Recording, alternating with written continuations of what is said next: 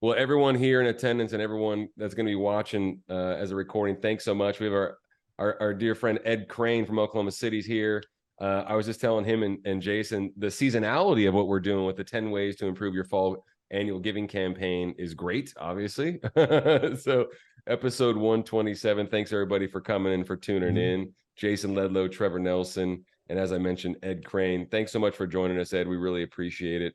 We're going to keep everybody here under an hour tops, and of course state of the end and win. We're going to give away an item that you can use at your next event, and then also questions. You see the Q&A function at the bottom as usual if you haven't been here before, and then also chat feature on the side. So, and if you're watching this as a recording on YouTube, leave us a comment, subscribe, of course, please, if you don't mind. Leave us a comment, and then share it with anyone in your network that might get some value out of this, that's doing their own fall giving or thinking about doing a fall campaign. And we're going to give you 10 ways to go about it. So I love it. I always love numeric things like this. It seems to catch people's attention. And we're going to try to bring as much value as possible today. So like I said 3 times already, Ed, thanks so much for coming, man. Appreciate you. Thank you. Thank you. Yeah. Well, I want to just kind of give everybody a little background who Ed Crane is and how we met. So I don't know, a long time ago, I don't know it all depends. You know, when you get to be my age, it seems like yesterday was a long time ago. And then I go, wait a minute, no, that's been 10 years and it's been 30 years ago. But Ed and I met, I was on a board. And the reason I want to say this is a really funny story. And Ed has heard this before, but I was on the board that was going to go through a capital campaign. And so we came out, you know, the executive team, they'd met with Ed. Ed was going to help steward the organization through this capital campaign.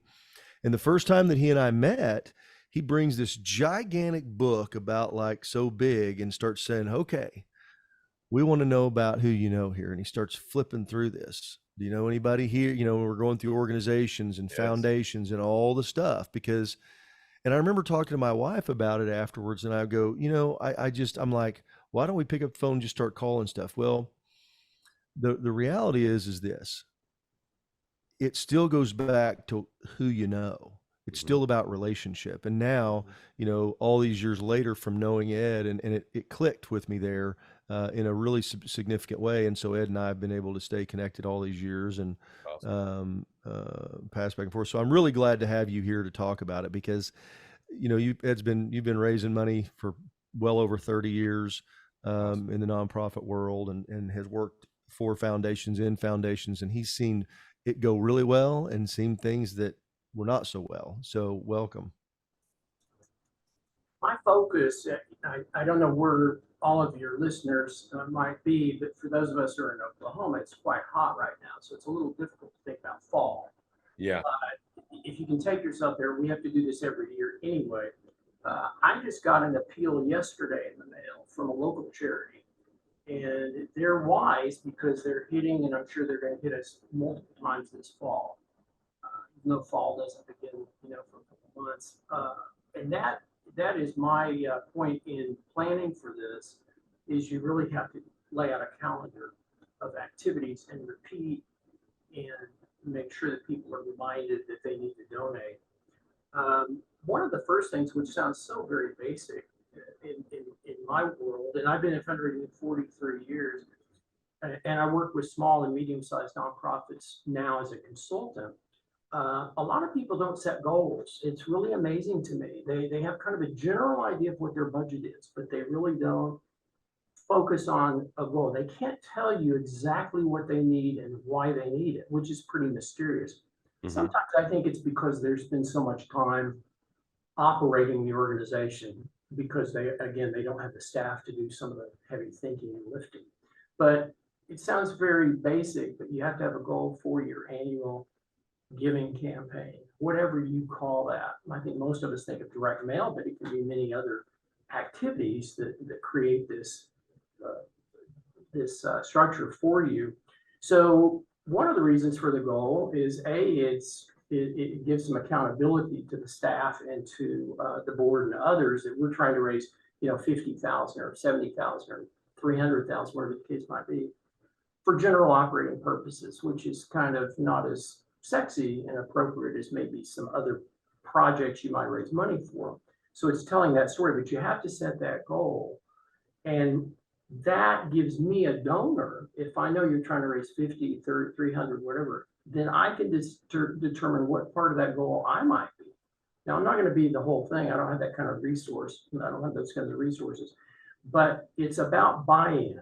And so it's just for the annual campaign, blah, blah, blah. It's not going to be as effective unless you're talking about a goal and you want to reach that goal by a particular time. Ed, just to clarify something you're saying, it's important not only just internally to have that goal for accountability, but externally to communicate that with your donors. Absolutely. Is what you're saying. They need to know. It should be in print, it should be on your website, etc. The old-fashioned, and it's in my notes here, the old-fashioned thermometer that, you know, has been around for decades.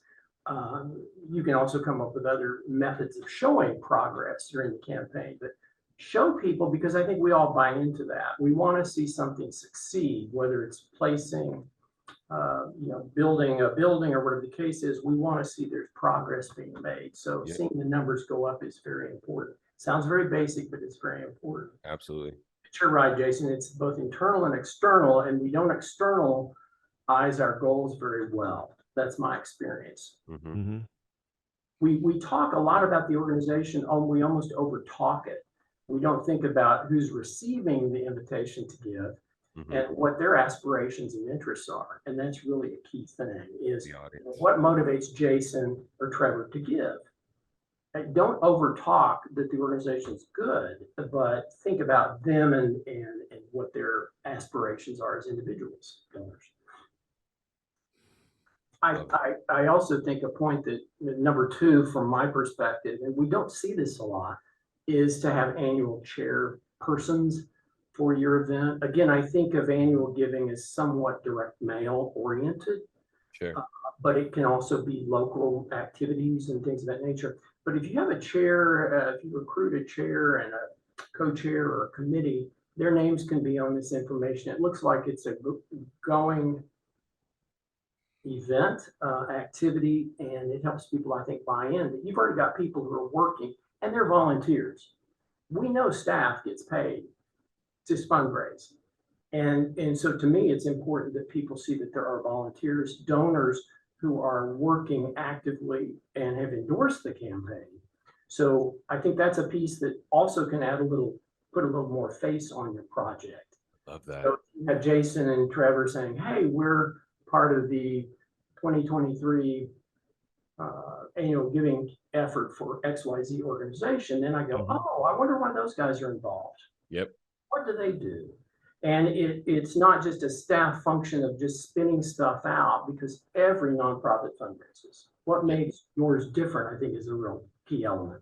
Ooh, I love that. And you can put that, Ed, just to expand on that. I love that endorsement label that you put on that. I think that's fantastic with folks in the community and inspiring folks to want to be a part of it, right?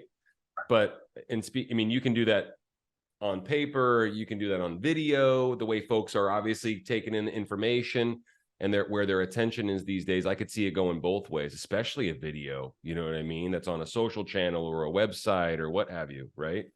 Yeah, multiple platforms I think are very important for getting out a message. Perfect. There also needs to be a start and a finish for this kind of activity. You know, sometimes I get something in the mail, but they don't send anything after that. Sure. No follow-up. Unless I donate, and they'll send me a thank you letter, but they don't keep me in the loop about what's happening. Good call. Progress and what have you. Yeah. A year later, I see an annual report and I have to guess that my name's in there, or I have to look and I go, oh, that was that campaign I think I gave to. Because again, annual giving is not typically huge dollars. It's not like a campaign. So I think that's very important. Yeah, is that progress reporting.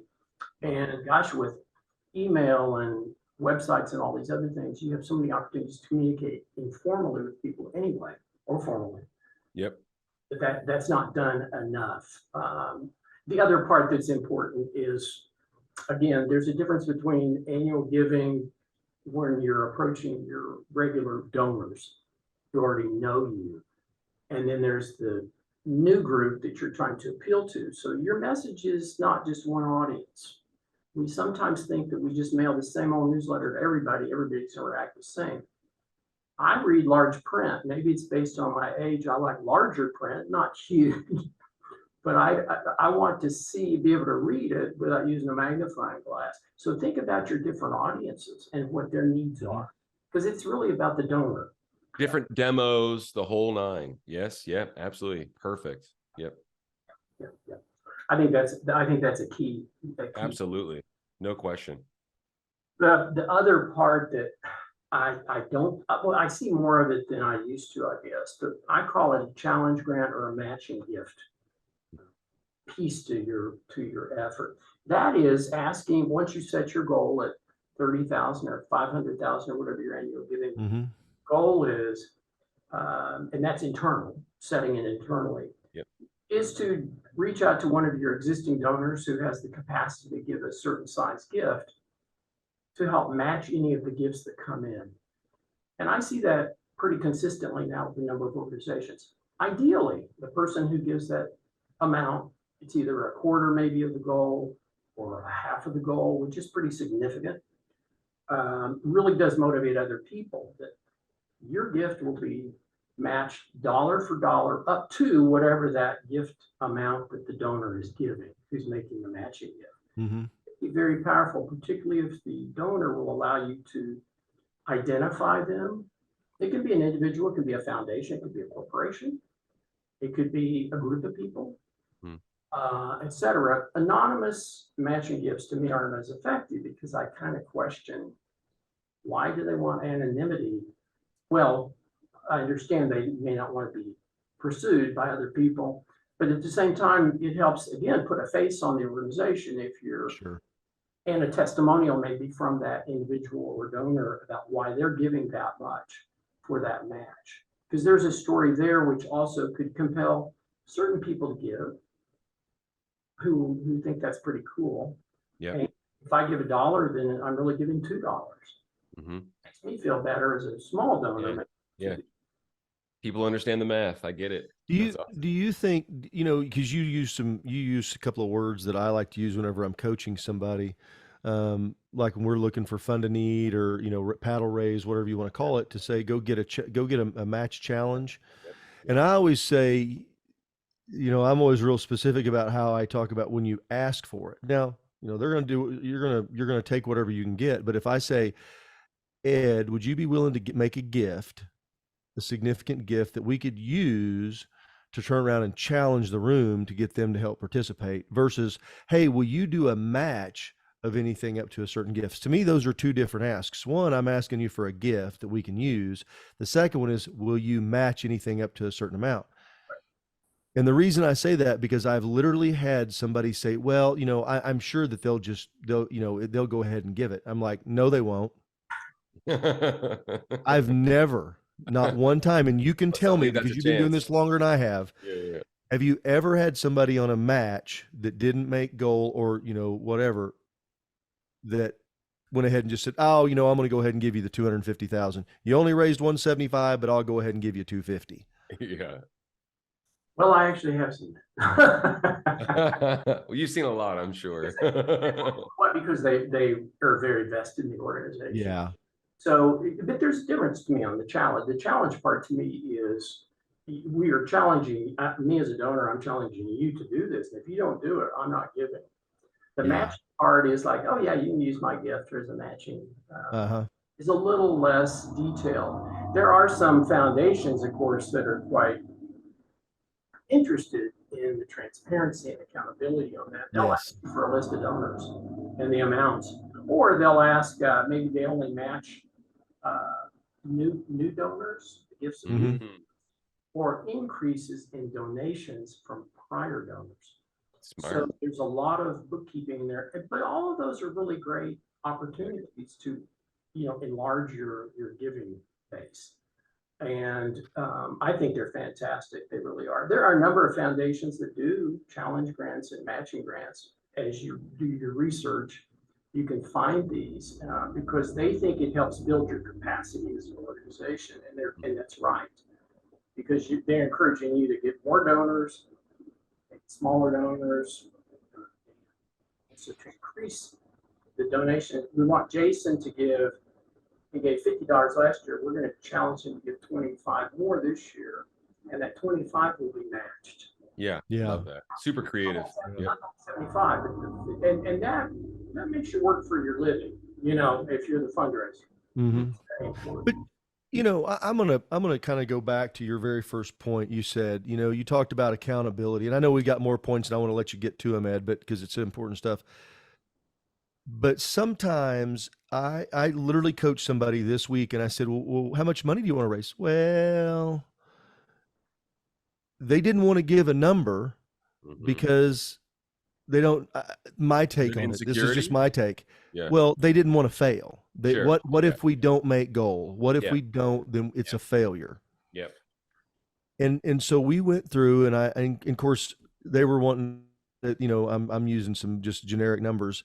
I think they said, you know, we'd like to raise 50,000. I said, this is hard. Yeah. All this fundraising, it doesn't matter. It's all hard. So if it's hard if you raise a little bit, it's just as hard to raise a lot. So why not raise a lot? Yeah. Why not go ahead and set a goal up there that's going to be significant? Because quite frankly, that gets more people interested. Yep. You're going to get, especially, I mean, and I'm using this is what I said. I'd like to know if you agree with this, that large donors they're interested in large goals. They're not interested in, you know, why it's like for the $25,000 goal, you know, well, we want 25 or 50. They're like, why are you calling me? Yeah. You know, because I'm a $25 or $50,000 giver. Why are you calling me if you just need the money? Why are you wanting to do this campaign? If you're going to do it, do something big. Yeah. Love that. And yeah, I think it depends on the size of the organization. You know, my focus is on small to medium, and so they're not thinking in billions of dollars. Oh yeah. That type of thing. But the other piece to that is if you're doing a matching gift campaign, challenge grant, whatever you want to call it, have all the forms ready that allow somebody to check off that they want to participate in this. If you still get mail, regular snail mail, and you get something from like Publishers Clearinghouse or in the old days, right. It's out there, if you will. That's a name I haven't heard in a while. 10 or 12 things in that piece, in that envelope that you got. I always thought it was so bizarre. There was a sticker that you had to peel off and stick on the form to send back to them. Yeah. It reminded me, it was a participation. It was getting you to participate. You really thought you were doing something to, you know, to maybe win this $1 million where somebody comes to your house and knocks on the door. I still think there's if you're doing against snail mail or other forms of electronic involvement, getting people to say, yes, I want to do this. Here's a check this box. Yes, I want my gift matched. Is an action. It's a call to action. We don't have a lot of call to action. Our calls to action generally are, I'm asking you for somebody, you either give it or you don't. It's not very involved or engaging. So one of my points was to think about that when you're doing any kind of print materials, electronic. Is there some kind of action steps besides just filling in my name? I want to be included in this list of people who are getting their gift matched. This also can help actually when you have to produce a report for the donor if they want to report that you've got all of these people that said that they were participating for that very reason. It's very, very accountable in that way. And very motivational, I think, to staff and others later that you made that goal. But Jason, back on that setting the goal, I get that. I wouldn't ask somebody to set a goal that they didn't feel comfortable with. You know, kind of this assumption is that you've already been doing maybe annual giving. Mm-hmm.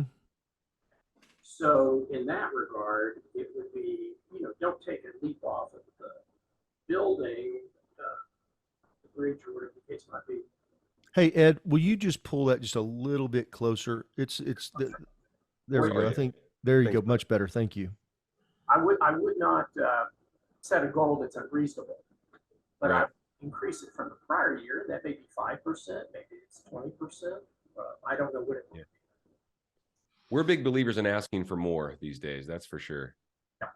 Yeah. Well, I think I get what you're saying. I mean, but if they don't have again, it's like for this specific group, the organization where they were at, there were a lot of things going into the conversation. But I think it comes down to fear of failure, not hitting it. What happens if we don't hit it? What if we say we're going to, raise $100,000 and we only raise 97?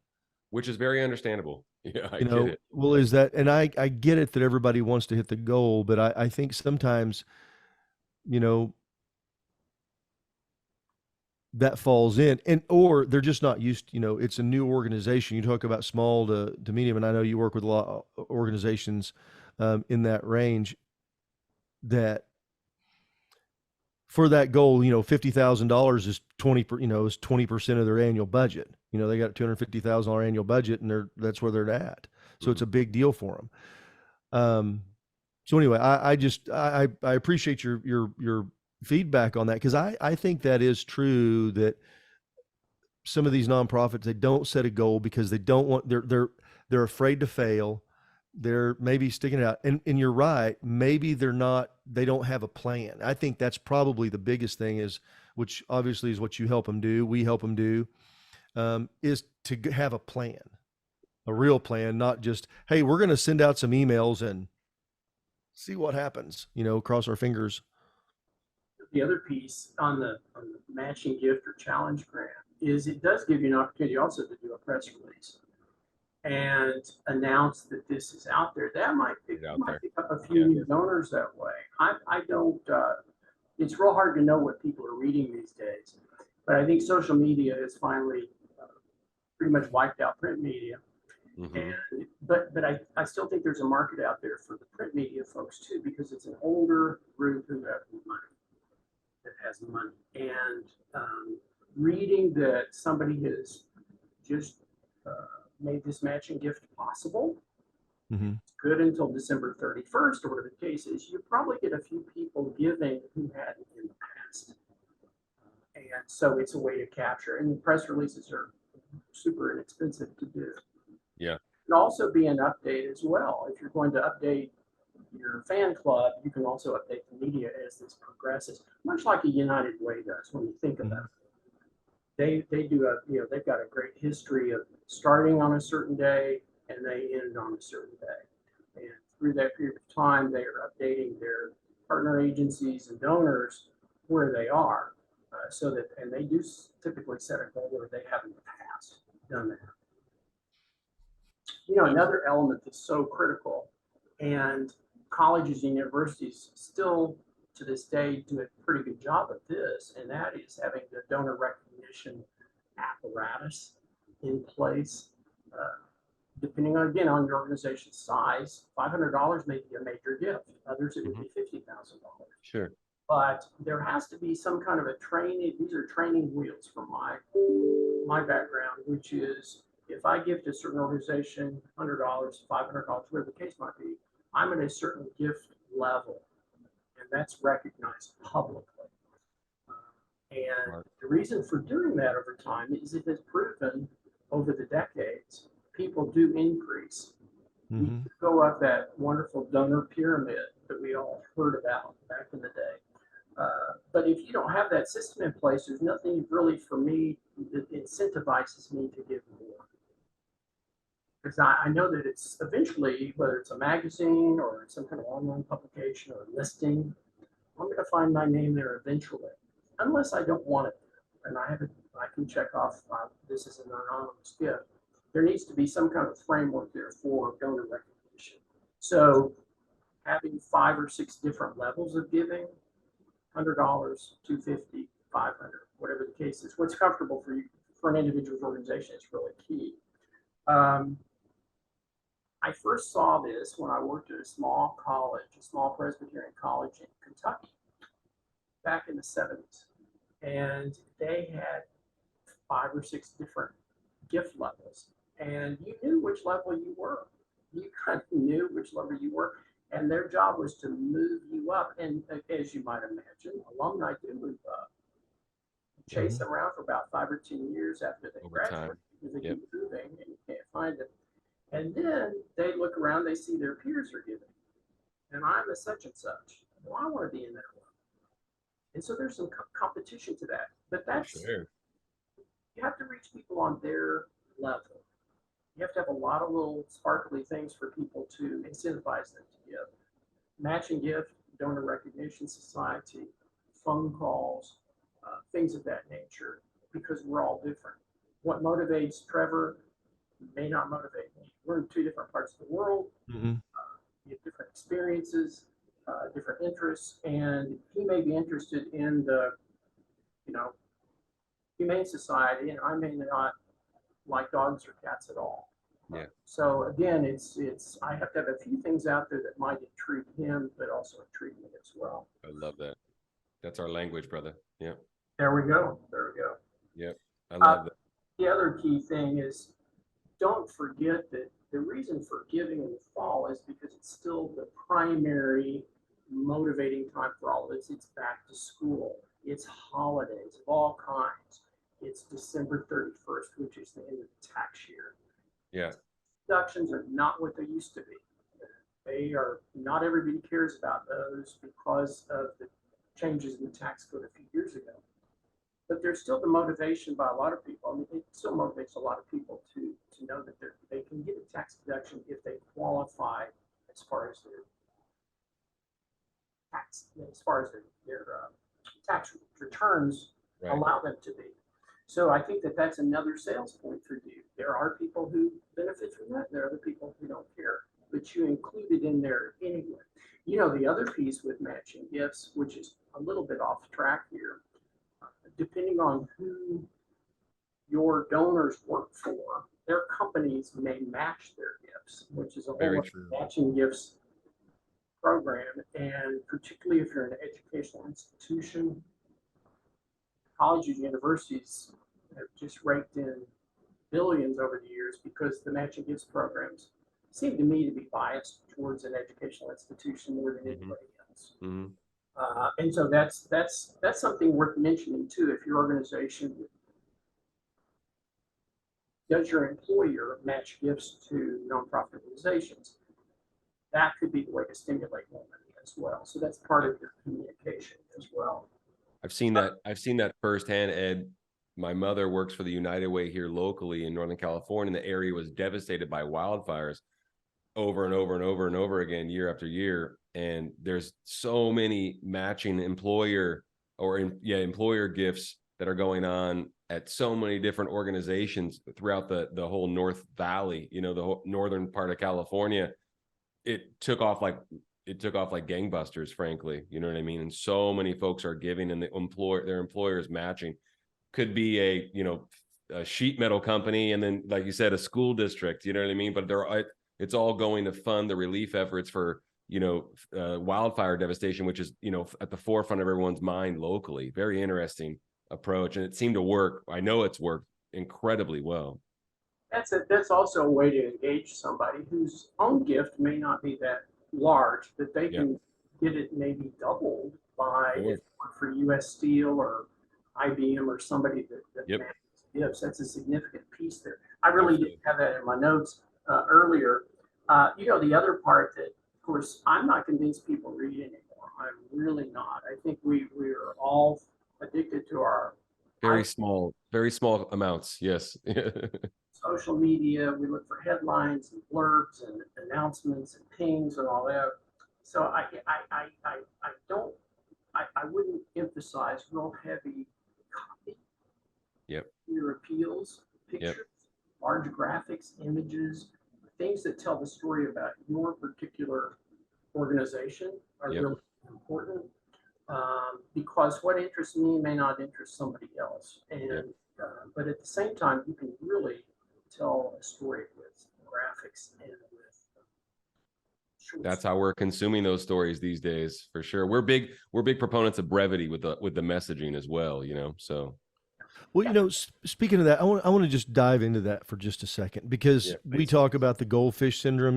They got 9 seconds, and we don't even have that kind of attention span. However, Ed, when we're sending out these letters, and let's just say that we're putting together a letter, we're going to go send this out. You know, we've talked about the different levels of giving and, all the different things and to get people to take action once they've got them. But there was a study done by a group out of London. They were just, which is going to be similar to our culture here. Mm-hmm. And they were talking about the number of people that read the entire thing. And they surveyed people after these letters to say, do you read the entire letter? And there's astounding number that came back and said, yes, we do. Okay. Because that's how they could learn about the organization. And so, there were some age things where the brief stuff to tell them what it is, so that way to get the interest, so that way they know. But then for those recurring donors, the people that, we're initially targeting, it was like, this is what's going on. This is our state of this, the state of the organization, so to speak. And we'd like you to continue to do that. So is that what we're talking about here? You make some bullet points in the front to kind of grab everybody's, you might say, but then give them that information. No, I think that's a great point, Jason. For years we pictured people reading what we sent out. We thought we were written some really fabulous stuff. Mm-hmm. And back in the day, that was great. I mean, you really were writing a term paper, and it had specific notes to it and citations. Now I think I'm more affected by testimonials myself, people who have benefited from the organization. And again, we're talking about so many different kinds of nonprofits that it's hard to fit one into a magic formula.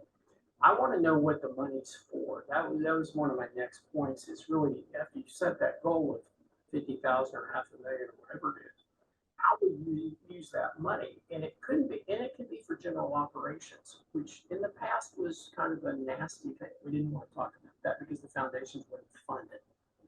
They said staff and others were overhead and they weren't going to fund that, as though an operation could just function without staff, which is crazy. Anymore, though, I think you're finding that foundations and others understand you got to pay people. They're not making millions. They're not making millions. So, Jason, it would be a story about what their donation will fund. I don't know what that is. It depends on what your annual giving is for. For some, it may be committed to one specific thing, program, which is great. Then talk about that program. For others, if it's general operations, you can talk about everything you do. You may have multiple. And make it colorful. But again, I just don't think people read. And so if you could be very specific, much like you have to be nowadays in an online grant proposal, those folks who listening to this, who do online grant proposals, you're limited to a certain number of characters or words for your answers. Boy, that has tightened up fundraising a lot, because in the old days it was just piles of reams of paper that we could ship. Nowadays you have to be very careful, so your message has to be, I think, much more focused. But tell me what you want to use the money for, because that would motivate me as well. We buy 5 more kennels for the group that goes out and gets lost pets or whatever this is. There is a organization close to Oklahoma City that deals with rehabilitated wildlife. My God, the pictures are like National Geographic. It's just, you can't not be motivated by a bald eagle that is under their care for a period of time and then released back into the wild after it's been fixed. Beavers, skunks, little tiny possums. I mean, the picture is fabulous. So they don't have to write a lot about that. That's my opinion, because I mean, it's just fabulous. Not every nonprofit has stuff that's maybe quite that appealing. You have to think about what will appeal to the donor. Here's my next point, if you will, is ask donors for a specific amount of money. Mm-hmm. If you have a sophisticated enough database, and if you know your donors pretty well, I would prefer to get a letter that asks them for a specific amount of money than just a generic check off on a blank of $5, $10, $50. The reason being is in annual giving, as you get closer to the end of the year, I can say, Jason, thank you so much for giving $50 in March. Would you consider an additional $50 before December 31st, which will be matched dollar for dollar by the generous donation of whoever it is that's giving the matching? Mm-hmm. A, it reminds Jason, he may have forgotten what he gave. We all operate in such a busy time, he may have forgotten to give $50. We have the ability now with computerization of all of our records to be very specific about that. And it may be, however you do it in your world is what's important.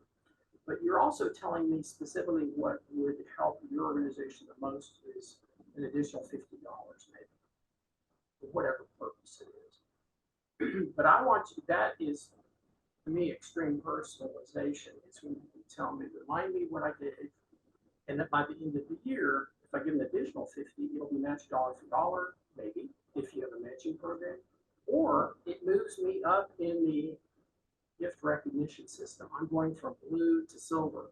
I'm going from generous benefactor to super benefactor level, whatever my donor recognition system.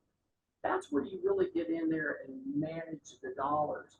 If your organization has gazillions of followers, you still can be, you should be very sophisticated. At the same time, you should have an easier time doing this than some of the small ones. But we really need more personalization in fundraising, and that's one way to do it.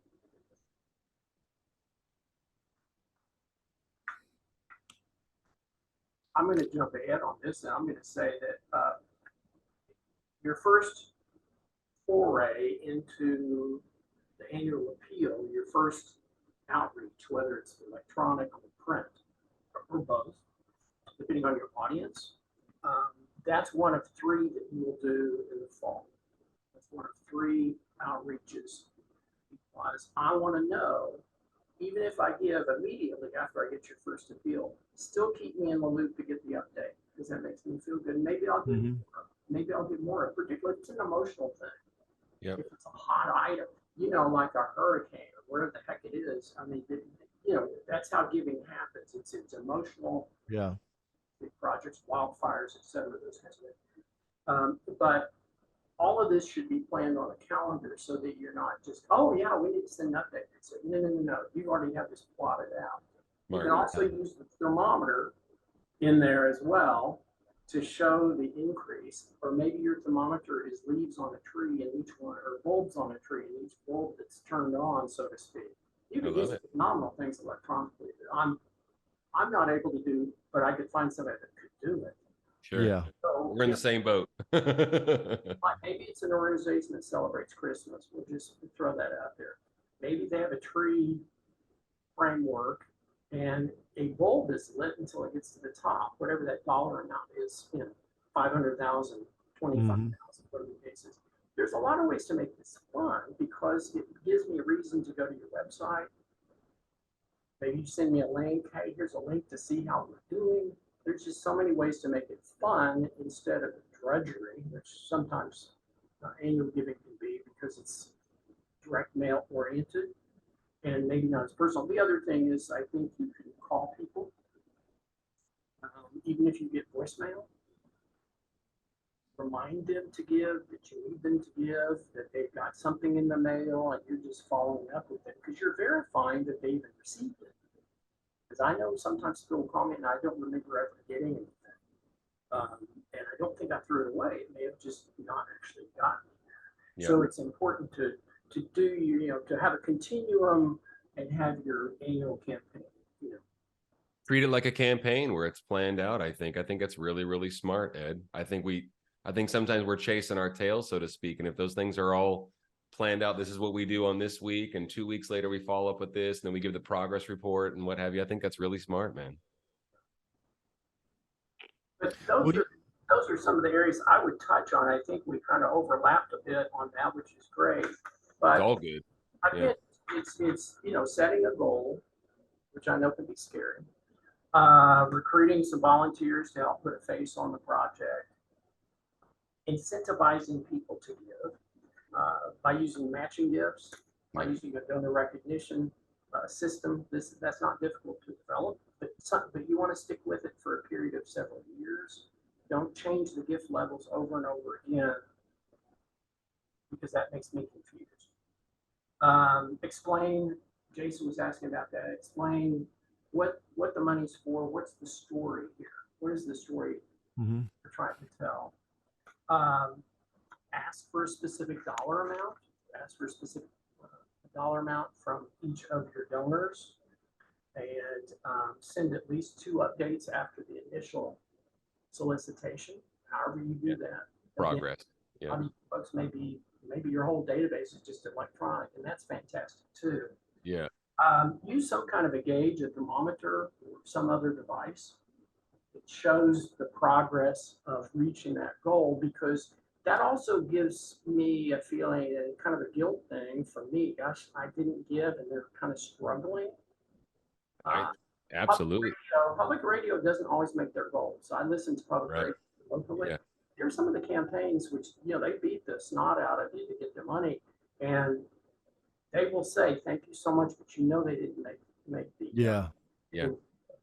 But they are still appreciative, and they still talk about all the people that did give, which is fantastic.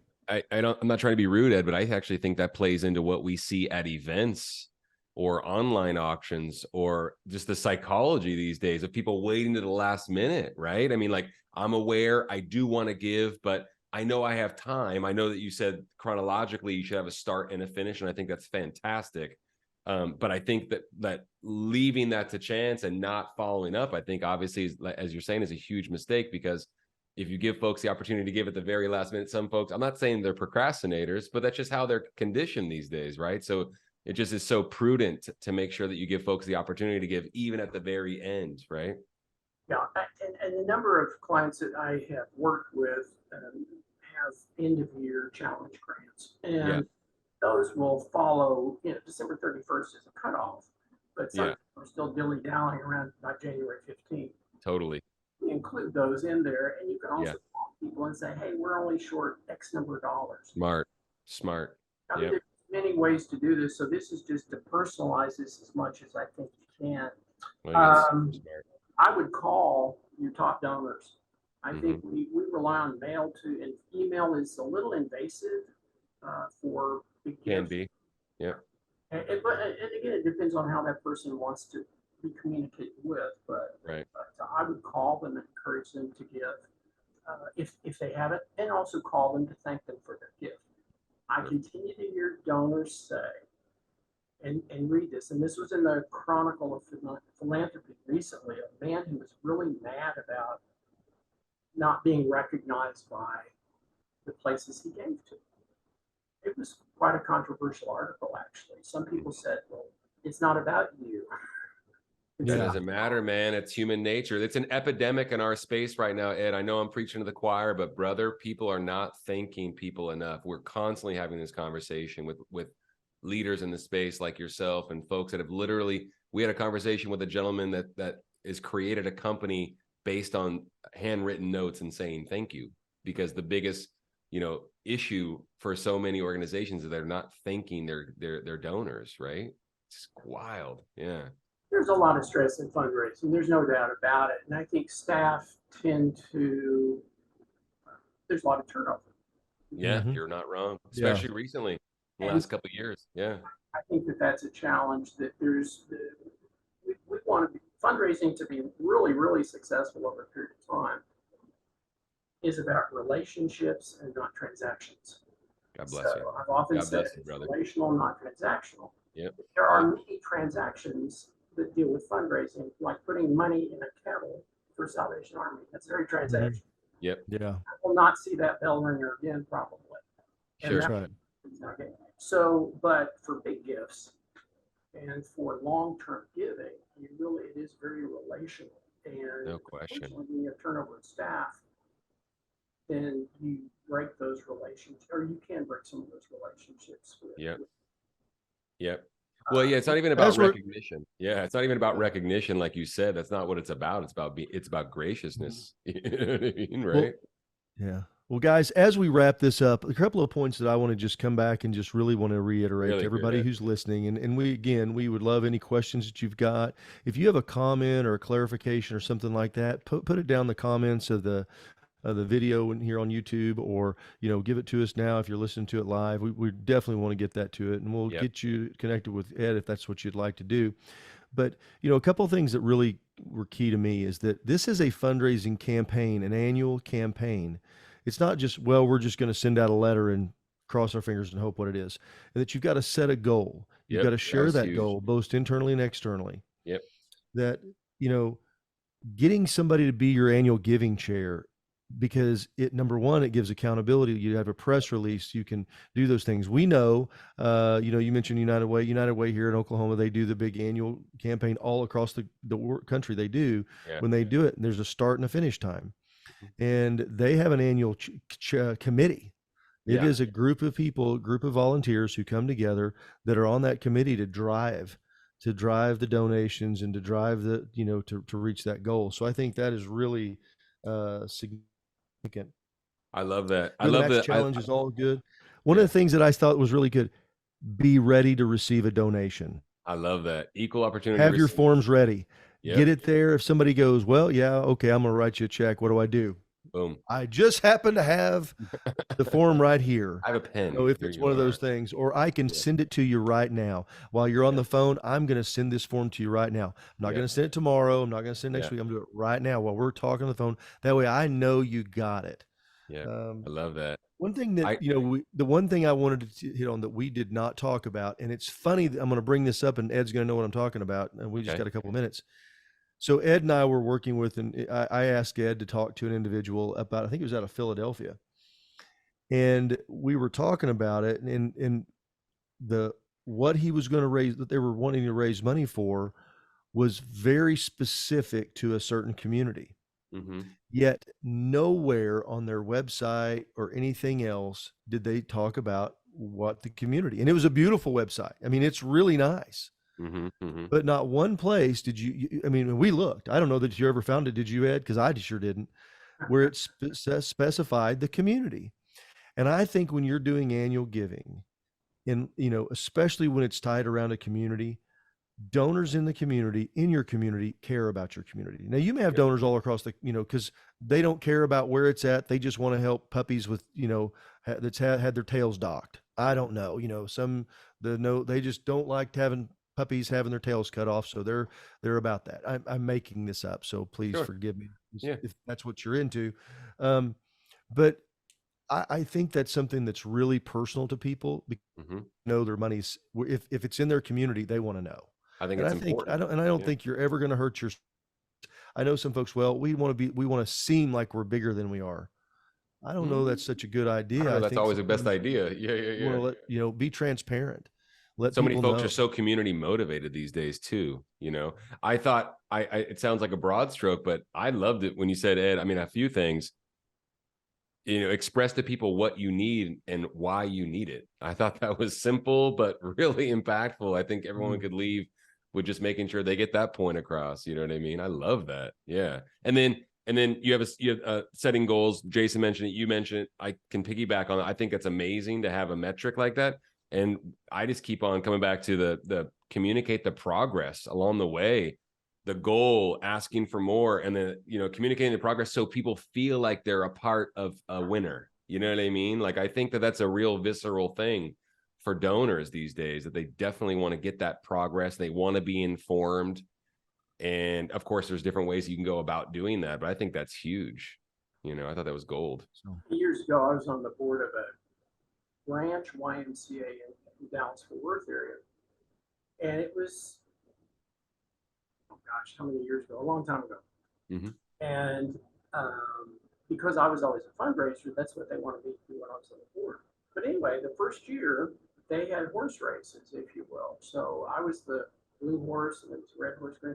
That was my team, if you will. Mm-hmm. And you talk about competitive. Yeah. You wanted to win that. Yeah. Good. You can do that with volunteers. You can create some kind of. Yes, you can. Yes, you can. Yep. All going towards the same direction. Yeah. Break up that goal. Yep.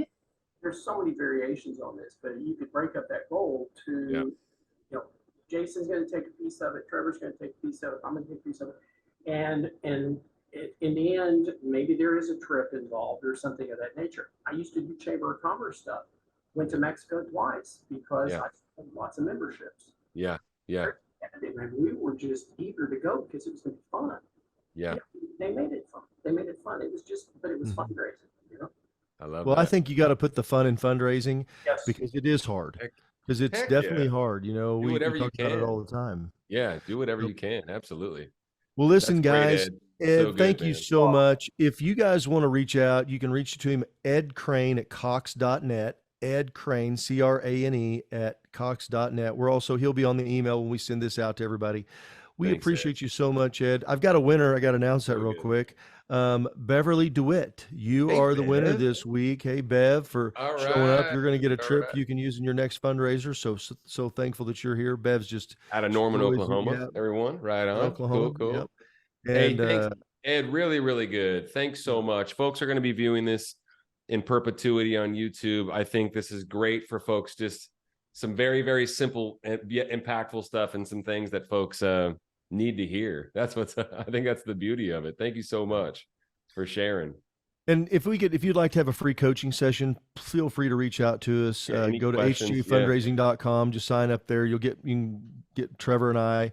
And I know Ed is always really generous with his time as well. So if we can help you in any way, please don't hesitate. The best thing we can give. The best thing, share this with somebody else. Let them know to tune in. We would love to have you come on. House cleaning, Jay. We're not going to be around next week. It's a holiday Next week. We will be off. We're not going to be around for episode 128. That's going to continue on September 7th. And then we've got some great guests lined up for the whole month of September, as a matter of fact. So yeah, everybody join us then. Enjoy the week off. You're probably tired of hearing me and Jay, riff all the time. So please take a moment and get some quiet time on Thursday. Yeah, enjoy next Thursday. We'll be back the following for sure. Right on. All right, Ed, Hey, appreciate you, my thanks, friend. Ed. Thank you awesome, so much. Brother. Appreciate you, man. All right, y'all have a good day. Take care, everybody. Thank you.